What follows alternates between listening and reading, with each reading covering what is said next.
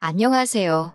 결혼한 지 5년 차, 4살 된 딸아이를 키우고 있는 30대 워킹맘입니다. 제 얼굴에 침뱉기 같아서 친구들한테도 속 시원히 말해본 적 없는 제 사연을 오늘 이야기하려고요. 남편과 저는 일터에서 만났습니다. 매해마다 뉴스에서 하는 말이지만 제가 대학을 졸업했을 당시에도 취업이 쉽지가 않았어요. 그래서 저는 여기저기 입사 지원서를 내면서 저녁 시간에는 아르바이트로 용돈을 벌었네요. 여담이지만 대학에 입학한 이후로는 부모님이 등록금 내주시는 것만으로도 감사해서 적어도 용돈은 제 힘으로 늘 벌었었습니다. 그리고 지금의 직장에 들어오기 전 마지막으로 아르바이트를 하던 곳이 식당이었는데 남편이 그 식당의 사장이었어요. 남편은 저보다 8살이 많았고 사장이란 타이틀 때문인지 저에게는 그 이상으로 어른처럼 느껴지대요.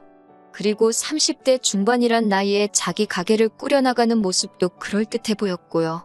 하지만 그런 생각과는 별개로 남편이 처음부터 이성으로 보이진 않았어요. 저희가 부부의 연을 맺게 된 건 훗날 남편이 보여준 노력 때문이었지요. 아르바이트는 3개월 정도밖에 안 했는데 남편은 이후로도 꾸준히 저에게 연락을 해왔고 제가 직장을 다닌 지 1년쯤 되었을 때는 저와 사귀고 싶다고 고백을 해왔어요. 그동안 저에게 줄곧 보여준 일관된 태도에 저는 남편이 진심이라는 걸 확신했고 이후로 저희는 1년 반을 사귀고 결혼을 약속했습니다. 하지만 결혼까지의 과정이 쉽지는 않았어요. 친정 부모님께선 8살이란 나이 차이를 탐탁치 않게 여기셨거든요. 게다가 남편은 위로 누나도 셋이나 있어서 어머님의 연세가 저희 할머니의 연세와 거의 비슷했지요.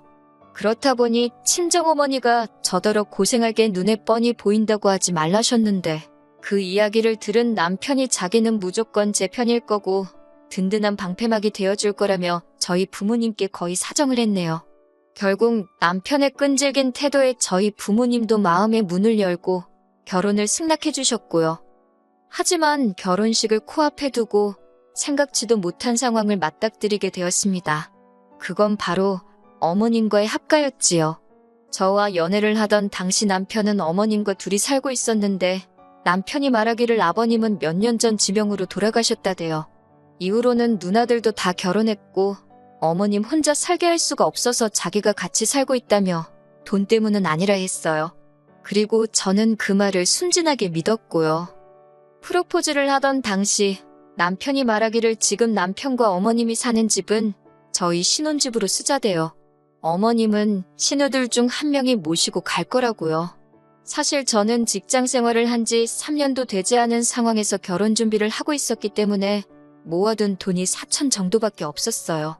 그렇다고 친정 부모님께 손을 벌리자니 친정도 상황이 여의치가 않았거든요. 그리고 솔직히 털어놓자면 마음 한편으론 남편이 저보다 나이가 한참 많으니까 남편이 저보다 모아둔 돈이 많은 게 당연히 정상 아닌가 그런 생각도 했었네요. 아무튼 그래서 남편이 어머님하고 살던 집이면 어떤가 집을 해오는 것만으로도 좋다 싶었지요. 그런데 식을 올리고 집에 가구며 가전이며 신혼살림이 하나씩 들어오는데도 어머님은 당신이 쓰시던 방을 안방에서 작은 방으로 옮기셨을 뿐 집을 떠날 생각이 없으신 눈치였어요. 결국 한 달 가까이 지났을 때 제가 남편더러 이게 어떻게 된 거냐 물었습니다. 도대체 왜 큰 신우는 어머님을 모시러 오지 않는 거며 왜 어머님은 짐을 싸지도 않으시는 거냐고요. 그러자 남편이 난처해하며 사실은 얼마 전 큰 신우랑 통화를 했는데 거기도 지금 먹고 살기가 빠듯해서 어머님 모시기가 어려워졌다고 그러더랍니다. 작은 신우는 자기 남편이랑 사내만에 그러는 중이라 상황이 여의치가 않다고 그러고 막내 신우는 자기는 애가 둘인데 자기한테 할 소리냐고 내려 저희 남편에게 화를 냈다고요. 그 이야기를 듣는데 멍해지는 기분이라고 해야 할까요? 황당하기도 하고 속상하다, 답답하다 이런 한 단어로는 설명이 안 되는 심정이었지요.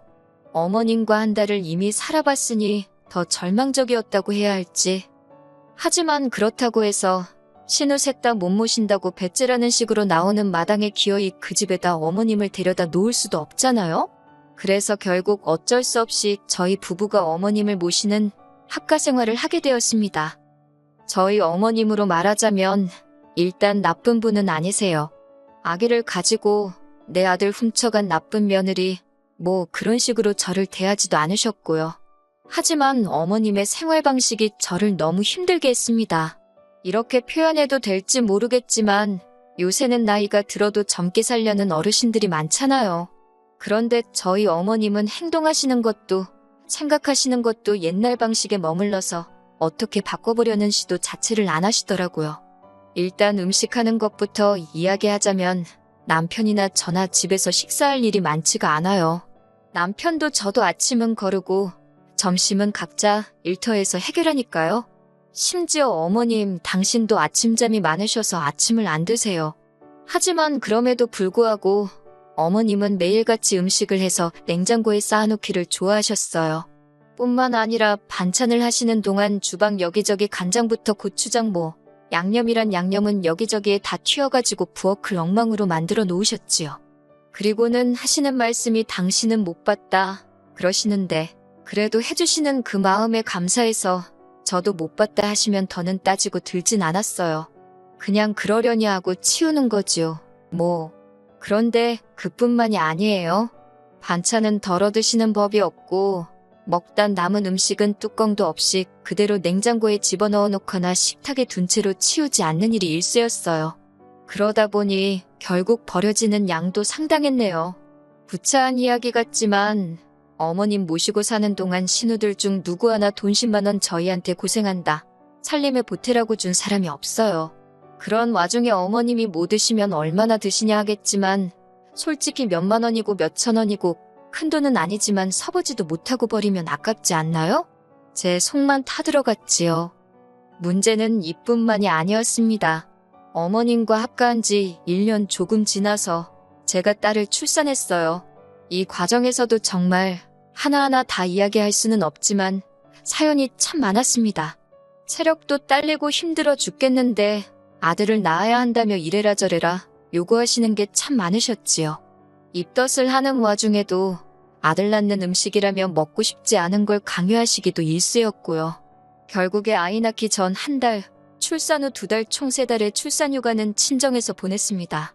이때는 어머님께서 당신 장손 데리고 어디 가느냐고 어찌나 노여워하시던지 참다 못한 제가 남편더러 어머님이랑 같이 있다가는 나도 뱃속에 애도 어떻게 될 것 같다고 했어요. 그제서야 남편이 어머님더러 적당히 하시라고 한마디 했고요. 이때 솔직히 결혼한 거 정말 후회 많이 했어요. 이렇게 살 줄 알았으면 친정 부모님이 말릴 때 파혼할 걸. 그런데 그때는 정말 파혼은 생각을 못했어요. 사람들의 시선도 무섭고 친정 부모님이 어렵게 허락해 주신 결혼인데 깬다는 게 자존심도 상했거든요. 제가 어리석었지요. 아무튼 그래도 무사히 건강한 딸애를 낳았고 그렇게 손자 타령만 하시던 어머님도 처음엔 탐탁지 않아 하셨지만 이내 손녀도 예뻐는 해주시더라고요. 그런데 문제는 그 예뻐해 주시는 방식이 정말 엄마로서 옆에서 보고 있기 힘들었다는 거예요. 일단 저희 어머님은 행주와 걸레에 구분이 없으세요. 당신 눈에 깨끗해 보이면 그것이 행주요, 더러워 보이면 그것이 걸레입니다. 그리고 행주를 행주로만 쓰시면 좋은데 걸핏하면 그걸로 딸의 입을 닦아주시고 손도 닦아주시고 그러는 거예요. 그나마 육아휴직 때는 제가 애 옆에 거의 붙어 있었으니까 어머님께 하지 마시라고 어머님을 말릴 수는 있었는데 회사에 복직을 하려니 어머님께 온전히 아이를 맡기기가 솔직히 불안하대요. 그래서 결국 돌도 안 된 아이를 어린이집에 보내기 시작했어요. 아이가 어린이집에 갔다가 집에 오면 4시쯤 되더라고요. 저는 퇴근하고 불이 나게 집에 오면 6시가 안 되었고요. 그러니까 어머님이 봐주시는 건 2시간 남짓이 전부였어요. 그런데 이걸 가지고도 신우들이 트집을 잡고 자기들이 봐주는 것도 아니면서 생색을 내기 시작했지요. 시어머니랑 같이 안 살았으면 어쩔 뻔했냐. 세상에 이런 시어머니가 어딨냐. 집안일도 다 해주지 않냐. 집안일, 말이 나와서 말이지만 전 정말 어머님이 차라리 아무것도 안 하셨으면 좋겠다 생각한 게 한두 번이 아닙니다. 저희 어머님께서는 옷은 무조건 삶아야 깨끗하다고 생각하시는 분이세요. 그래서 옷의 소재고 색이고 그런 건 싹 다 무시하시고 무조건 다 삶아대기 일쑤셨지요. 그렇게 어머님 때문에 못 쓰게 된 옷이 한두 벌이 아니었던 제가 결국엔 제발 그냥 하지 마시라고 사정을 하기에 이르렀습니다. 하지만 어머님께서는 제가 하는 말은 듣지도 않으시고 심지어 제가 꺼내놓지 않은 옷들까지 저희 부부 옷장에서 꺼내다 삼기 일쑤셨어요. 제 속옷에도 마음대로 손을 대셨고요. 결국 제가 괴로워하는 모습을 본 남편이 어머님더러 제발 좀 그만하시라 하니까 그때는 오히려 당신은 저희를 도와주고 싶어서 그런 건데 자식들이 애미 마음도 안 알아준다면서 서운하다며 드러누우시대요. 그러자 신우들이 또 쫓아와가지고는 니들이 뭔데 시어머니를 무시하냐 어쩌냐. 그러면 자기들이 모시고 가던가. 정말 그 소리가 목구멍 끝까지 올라오더라니까요. 그렇게 이후로 시간이 흘렀습니다. 짧은 세월이 흐르는 동안에도 별의별 황당한 일들을 겪었지만 가장 최근의 사건만 이야기해볼게요. 얼마 전 어머님의 생신이었습니다. 신우들이 저와 남편에겐 상의도 없이 어머님 형제분들까지 저희 집으로 오시게끔 초대를 했더라고요. 솔직히 남편이 자기도 몰랐다는데 그게 사실인지 아닌지는 모르겠어요. 아무튼 그래서 저희 집에 10명도 넘는 시댁 식구들이 모이게 되었습니다. 그런데 이게 무슨 상황인지 저를 가운데 앉혀두다시피 하고는 말 그대로 취조를 하더라고요. 저더러 이 집에 시집와서 뭘 했냐. 남편이 집도 해가고 시어머니가 애도 봐주는데 시어머니 용돈은 얼마나 드리냐. 왜 시어머니를 방치하느냐. 진짜 억울하고 황당해서 그 자리에서 딱 죽어버리고 싶은 심정이었지요. 하지만 이내 제가 뭘 잘못했다고 이렇게 당해야 되나 싶어서 저도 따다다다 그동안 속에 품고 있던 생각들을 토해냈습니다. 저 이 집에 시집 올 때 딱 한 번 보고 오늘 처음 보신 분들이 저에 대해 알면 얼마나 안다고 이러쿵저러쿵 떠드는지 어이없다는 말이 이럴 때 쓰는 거구나 싶더라니까요. 남편이 저보다 8살이나 많고 집도 분명히 우리 둘이서만 살 거라고 해서 그 말 믿고 시집 왔다. 어머님이 아예 안 봐주셔도 되니까 약속했던 대로 신우들 중 누구든 제발 모시고 좀 가라. 그리고 어머님 용돈만 드리는 게 아니다. 옷장 안에 옷도 다 우리 돈으로 산 거다. 그래도 어머님 우리 딸 내복 한 벌 안 사주셨다. 신우들도 나한테 뭐라 할 자격 없다. 여기 나한테 말 한마디라도 고생한다 수고한다 한 사람 있냐. 진짜 왜들 이렇게 뻔뻔하냐고 쏘아붙이고는 남편을 노려보면서 어머님하고 따로 살자고 소리를 빽 질러버렸습니다. 그러자 시댁 어른들 중 한 분이 저더러 어디서 가정교육을 그따위로 받았냐며 삿대질을 하시길래 말씀 함부로 하지 마시라고 받아쳤네요. 남편도 이번엔 확실히 제 편을 들어야겠다 싶었는지 시댁 어른들더러 집집마다 사정이 있는 거라며 모르면 가만히들 계시라 한마디 했고요. 남편의 태도를 본 신우들이 그제서야 한다는 소리가 우리 막둥이가 여우 같은 마누라를 만나더니 변했다고 수군거리대요. 그러면서 딸 좀 컸다고 이제 시어머니 필요 없어졌냐고 그래서 내쫓냐고 그럽니다. 신우들의 억지에 저도 너무 지치고 하도 나서 그렇다고 그러니 모시고 가라고 해버렸네요. 그러자 어머님께서 당신이 살아서 뭐하냐고 이렇게 살면 뭐하냐고 아주 주저앉아서 눈물을 흘리시는데 솔직히 그동안 어머님 때문에 겪었던 고충이 주마등처럼 스치니 저도 울고 싶어지대요. 그래서 저도 질세라 어머님 옆에 앉아서 울어버렸습니다. 힘들어 죽겠다고 애도 키워야 되지 일도 해야 되지 그런데 한다고 하는 나한테 왜들 이렇게 난리들이냐고 그렇게 못마땅하면 자신 있으면 모시고 가라고 그리고는 남편에게 더는 이렇게 못 살겠다고 오늘 내로 누가 모시고 갈 건지 정해서 이야기하라 했습니다. 못 정하면 그냥 이대로 이혼한다 생각하라고요.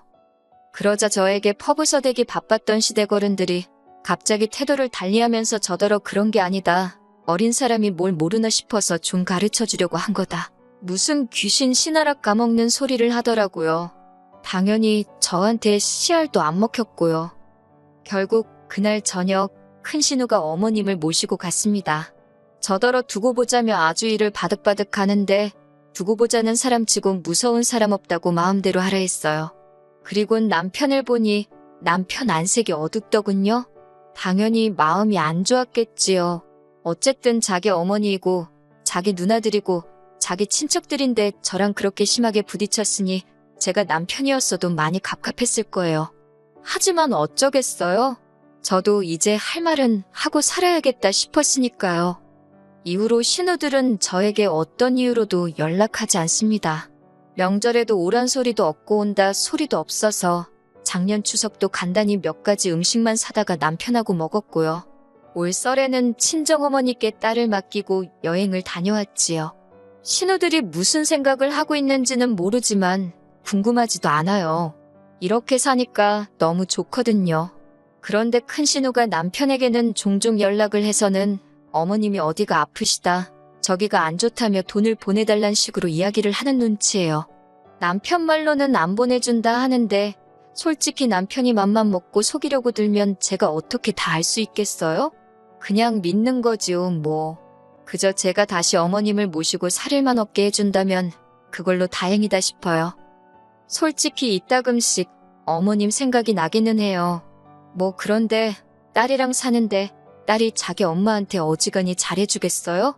그러니까 걱정할 필요가 없다 싶어요. 어머님은 신우들과 행복하게 잘 지내시고 저는 남편과 제 딸과 행복한 가정을 이뤄갔으면 좋겠다는 바람뿐입니다.